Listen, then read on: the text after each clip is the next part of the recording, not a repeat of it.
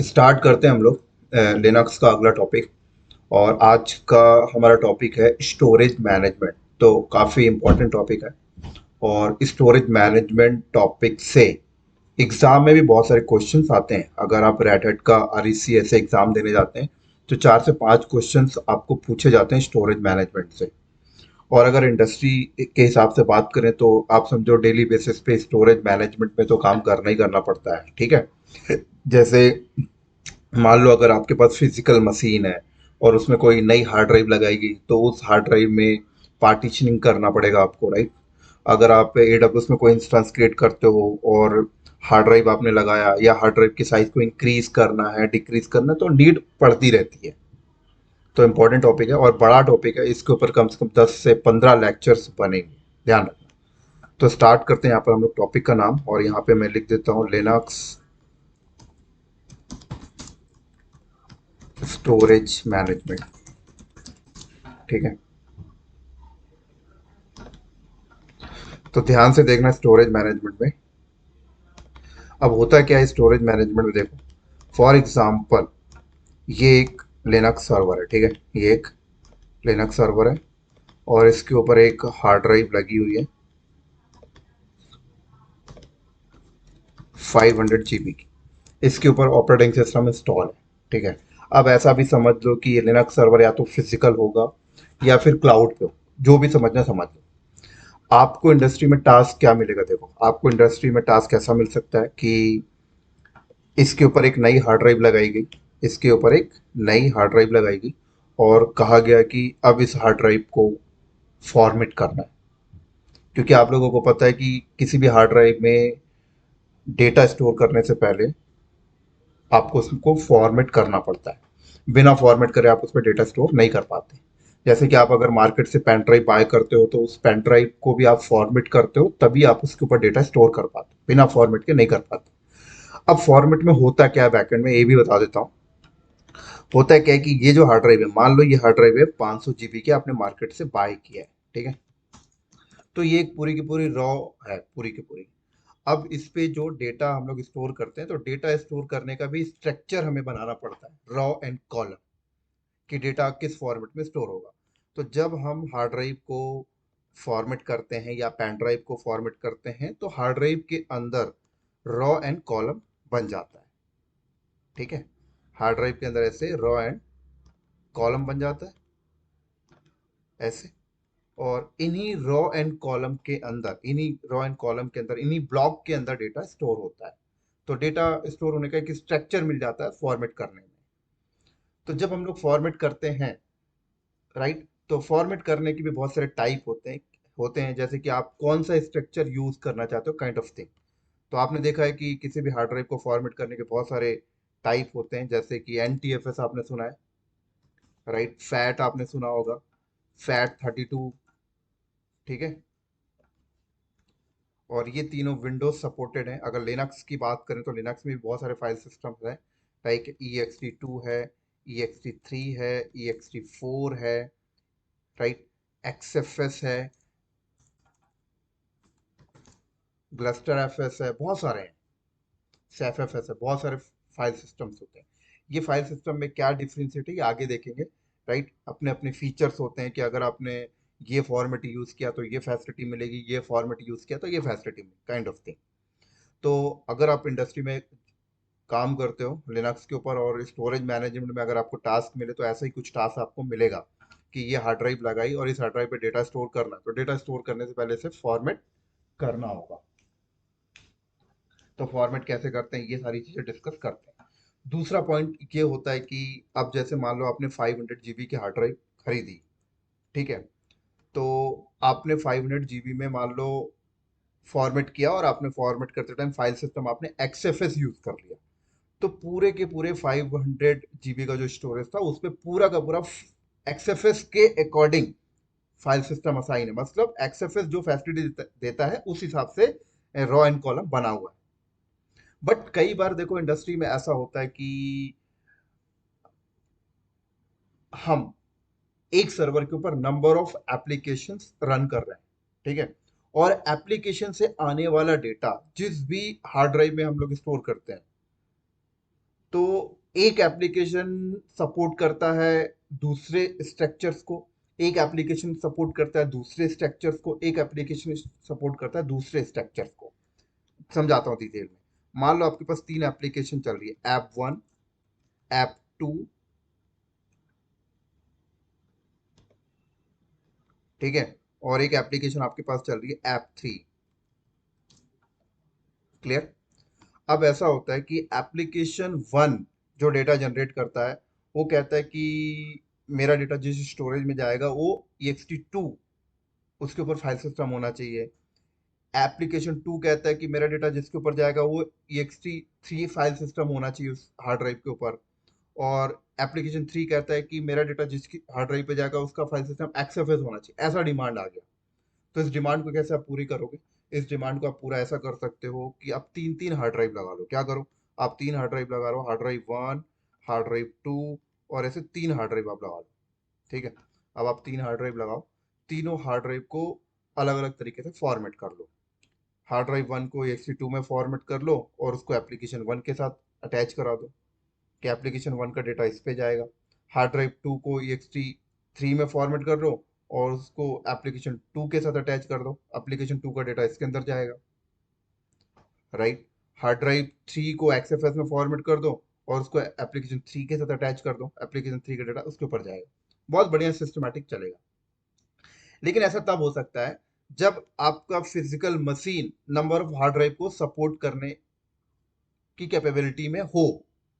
अगर मान लो AWS में वीएम है या एजोर में भी वीएम है, तो वहां पर तो नंबर ऑफ हार्ड ड्राइव लग रही है ना, वहां पे लिमिट बहुत ज्यादा होती है। But physical hard drive, physical server की अगर बात करें, तो वहां पर स्लॉट होते हैं कि कितनी हार्ड ड्राइव लगेगी, पांच लगेगी, छह लगेगी, सात लगेगी, वहां पे ज्यादा उतनी नहीं होती है। ठीक है? तो एक तो आपको ये देखना पड़ेगा कि हार्ड ड्राइव इतनी सारी सपोर्टेड हो रही है नहीं हो रही। चलो मान लो हार्ड ड्राइव सपोर्टेड हो रही है, आपने दे दिया। बट कल को ऐसा हो सकता है कि आपने मार्केट से 500 जीबी की हार्ड ड्राइव लाई, लेकिन पता लगता है कि 500 जीबी में आपने पूरा फाइल सिस्टम ext2 असाइन किया और उसको एप्लीकेशन वन के साथ अटैच किया। लेकिन एप्लीकेशन वन से जो डेटा आता है वो मैक्सिमम से मैक्सिमम 100 जीबी तक ही यूज करने वाला है। 10 साल भी अगर एप्लीकेशन वन उसे यूज करे तो 100 जीबी तक ही फुल होने वाला है। तो देखा जाए 500 जीबी नहीं देना चाहिए, 100 जीबी देना चाहिए। लेकिन फिजिकल सर्वर के हिसाब से बात करें तो फिजिकल मार्केट में जाए तो 100 जीबी की हार्ड ड्राइव आजकल हो सकता है नहीं आती है, 250 की आती है। हाँ, अगर वीएम AWS में है, आपका वीएम एजोर में, तो वहां पे तो है फैसिलिटी कि आप 100 जीबी का क्रिएट कर लो। बट फिजिकल में पॉसिबल नहीं है। तो कहीं ना कहीं देखा जाए कि 400 जीबी अननेसेसरी चला गया। सेम एप्लीकेशन टू के साथ, अगर एप्लीकेशन टू के लिए आपने 500 जीबी की हार्ड ड्राइव लगाई और वहां पर भी ऐसे ही है कि एप्लीकेशन टू जो अगले 10 साल तक डेटा स्टोर करेगा वो भी 100 जीबी से ज्यादा नहीं कर पा रहा, तो फिजिकल है, तो यहाँ पर भी ये वाली हार्ड ड्राइव भी 400 जीबी स्पेस फालतू जाएगा, तीसरे वाली हार्ड ड्राइव का भी 400 जीबी फालतू जाएगा। अगर ये AWS में है या एजोर में, तो यूज कर लोगे आप, क्योंकि वहां पे सिर्फ 100 ही क्रिएट करोगे। तो अगर AWS में VM है तो वहां पे तो ठीक है भाई, अलग अलग 100 जीबी हम लोग क्रिएट कर लेंगे। लेकिन फिजिकल है तो फंस जाओ। तो फिजिकल के केस में क्या करोगे बेस्ट? तो फिजिकल के केस में बेस्ट ये होता है कि आप तीन तीन हार्ड ड्राइव मत लगाओ भाई। एक ही हार्ड ड्राइव जो 500 जीबी है उसमें पार्टीशनिंग कर लो। क्या कर लो? पार्टीशनिंग कर लो। ठीक है? तो आपने क्या किया, पार्टीशन क्रिएट कर लिया। इस हार्ड ड्राइव में आपने एक पार्टीशन बनाया 100 जीबी का, एक पार्टीशन बनाया 100 जीबी का, तीन पार्टीशन आपने आपने बना लिए 100 जीबी के। ठीक है? 100 जीबी का ये, 100 जीबी का ये, 100 जीबी का ये। ठीक है? आपने, ये आपका पार्टीशन नंबर वन, इसको आपने फॉर्मेट किया ext2,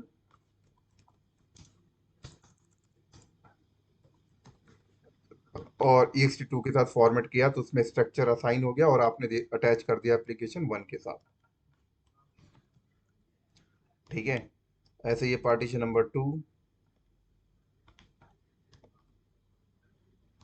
आपने इसको फॉर्मेट किया ext3 के साथ।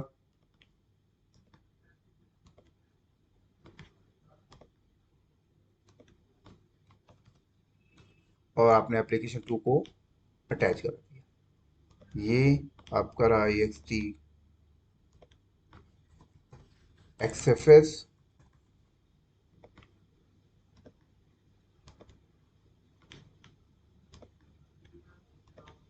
और ये एप्लीकेशन 3 के साथ बात खत्म।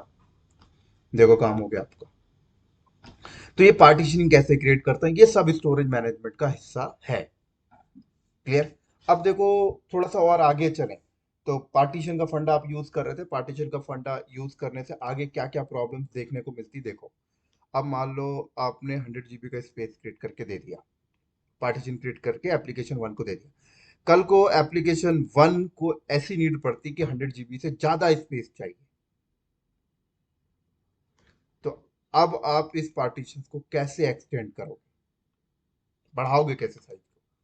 तो इसका साइज को बढ़ाने का फंडा जो होता था वो ऐसा होता था कि इस पार्टीशन के अंदर जितना डेटा उसको कहीं बैकअप रखो, फिर इसी हार्ड ड्राइव में एक नया पार्टीशन बनाओ। अगर देखें तो इस हार्ड ड्राइव में 200 GB का स्पेस अभी और खाली है, ठीक है।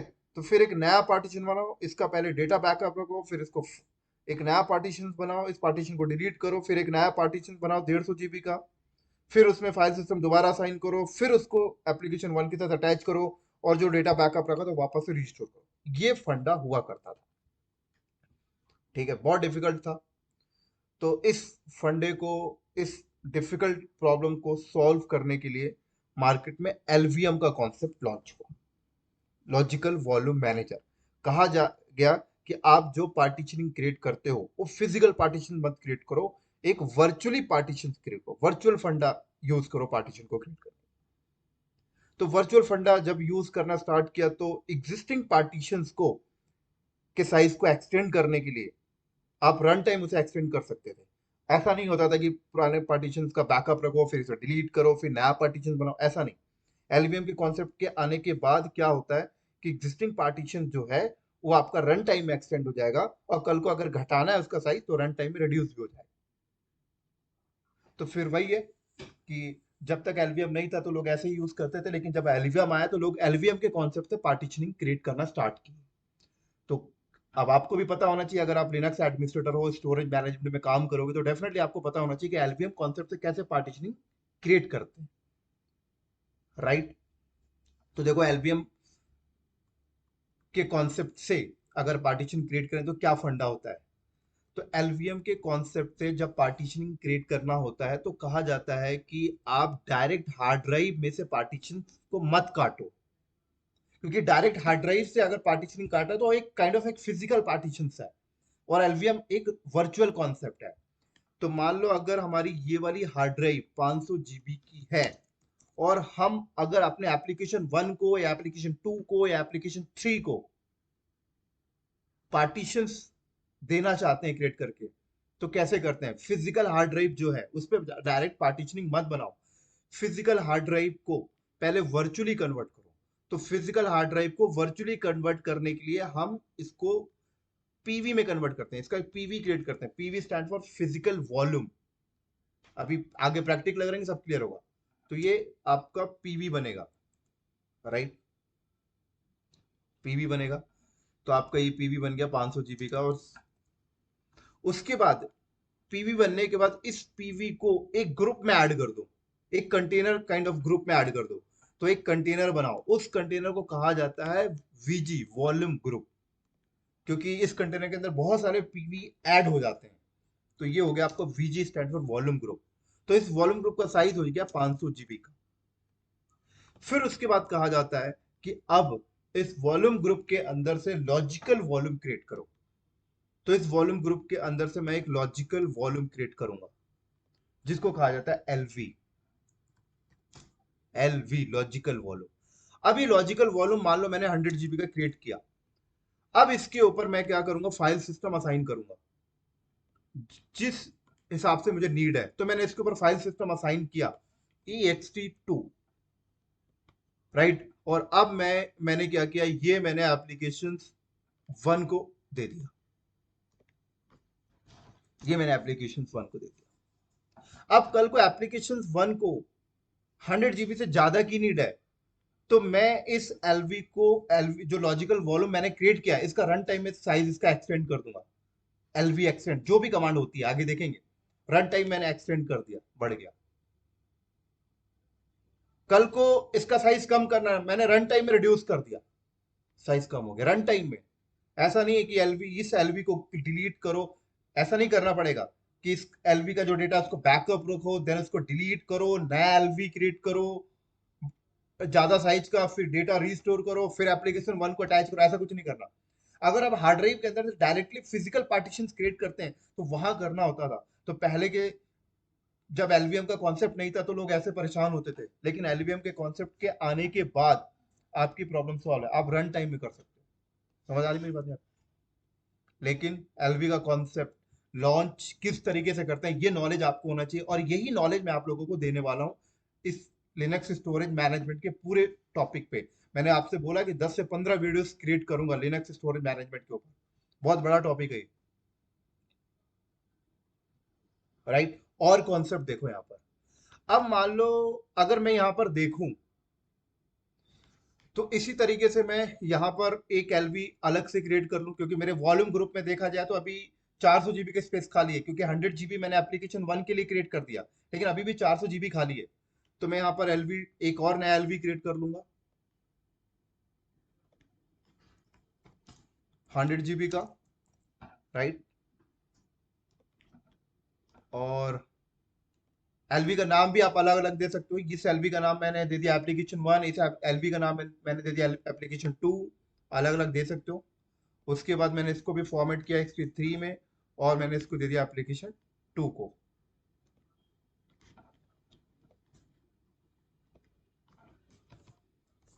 परफेक्ट। ऐसे मैंने क्रिएट किया एलवी, एक नया एलवी क्रिएट किया 100 जीबी का।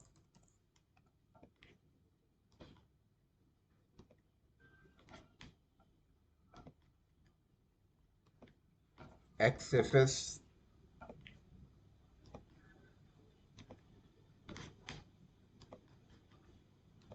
ये मैंने दे दिया एप्लीकेशन 3। परफेक्ट। तो ऐसे साइज आप एक्सटेंड रिड्यूस कर सकते हो। अब एक चीज देखो, अब अगर मान लो मैंने इनका साइज एक्सटेंड कर दिया और वॉल्यूम ग्रुप में स्पेस नहीं बचा, तो क्या साइज आगे और एक्सटेंड हो पाएगा? नहीं हो पाएगा। अगर आपके वॉल्यूम ग्रुप में साइज नहीं है तो आप इन एलवी का साइज एक्सटेंड नहीं कर सकते। तो फिर कैसे करोगे? क्योंकि वॉल्यूम ग्रुप का साइज एक ना एक दिन तो घट, फुल होगा ही होगा। तो उसके लिए अब आपके दिमाग में क्वेश्चन आया होगा, सर अब तो इस वॉल्यूम ग्रुप को डिलीट करके नया वॉल्यूम ग्रुप बनाना ही पड़ेगा सर। नहीं, कुछ नहीं करना पड़ेगा, सब रन टाइम में हो जाएगा। देखो कैसे, कल को अगर इस वॉल्यूम ग्रुप का साइज फुल हो जाता है तो आप क्या करोगे, बैकएंड में एक और नई हार्ड ड्राइव आप लगाओगे, एक और नई हार्ड ड्राइव लगाओगे, राइट। एक और नई हार्ड ड्राइव आपने यहाँ पे लगाया 500 जीबी की, और इस नई हार्ड ड्राइव को का आपने एक और पीवी क्रिएट किया,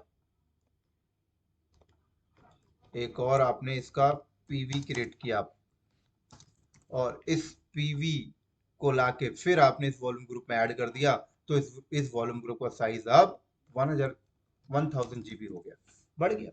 तो जब भी वॉल्यूम ग्रुप का साइज फुल होने लगे, बैक एंड में हार्ड ड्राइव लगाओ, पीवी में कन्वर्ट करो और ऐड कर दो, तो ऐसे आपका चलता रहेगा। अब आपके दिमाग में क्वेश्चन आया हुआ, सर ये जो सर्वर है, इस सर्वर, ये फिजिकल सर्वर है, तो इस फिजिकल सर्वर की तो कैपेसिटी होगी ना, कि कितनी हार्ड ड्राइव इसमें लगेगी, होगी ना होगी? फिर डाउट। तो मान लो सर इसकी हार्डवेयर की कैपेसिटी है कि 10 हार्डवेयर से ज्यादा नहीं लग सकती, तो एक दिन तो ऐसा आएगा कि हार्डवेयर बैकएंड से चेंज करना पड़ेगा। नहीं, उसका और कॉन्सेप्ट है, उसका कॉन्सेप्ट है कि फिर स्टोरेज को बड़े लेवल पे यूज करना स्टार्ट करती कंपनी, कि स्टोरेज का पूरा रैक खरीदती है, पूरा का पूरा स्टोरेज का रैक आता है, आप कंपनी में देखें तो ये ऐसे रैक होगा, और इस रैक में हार्ड ड्राइव लगी होती है, ऐसे एक एक टीबी की हार्ड ड्राइव लगी रहेंगी, बहुत सारी, बहुत सारी। तो मान लो इसके ऊपर 100 हार्ड ड्राइव लगी है एक एक टीबी की, तो 100 टीबी है, कितना, 100 टीबी है, 100 हार्ड ड्राइव है, तो हर एक हार्ड ड्राइव का एक एक पीबी बना लेंगे हम लोग, हर एक हार्ड ड्राइव का एक एक पीबी बना लेंगे, और उन सारी पीबी को लाके इस वॉल्यूम ग्रुप में ऐड कर देंगे। तो आपके वॉल्यूम ग्रुप का जो साइज है वो 100 टीबी का है, इतनी जल्दी फुल नहीं होने वाला। अब मान लो 100 टीबी, 100 टीबी एक ना एक दिन तो फुल हो जाएगा ना। तो फिर क्या करेगी कंपनी, कंपनी क्या करेगी, एक और रैक खरीद लेगी, उसमें भी 100 टीबी हार्ड ड्राइव है, उन सब की पीबी को फिर लाके ऐड करेगी। ऐसे बैकएंड में रैक ऐड करते जाओ करते जाओ करते जाओ, रैक ऐड करते जाओ, बात खत्म। समझ आई मेरी बात यहाँ पे?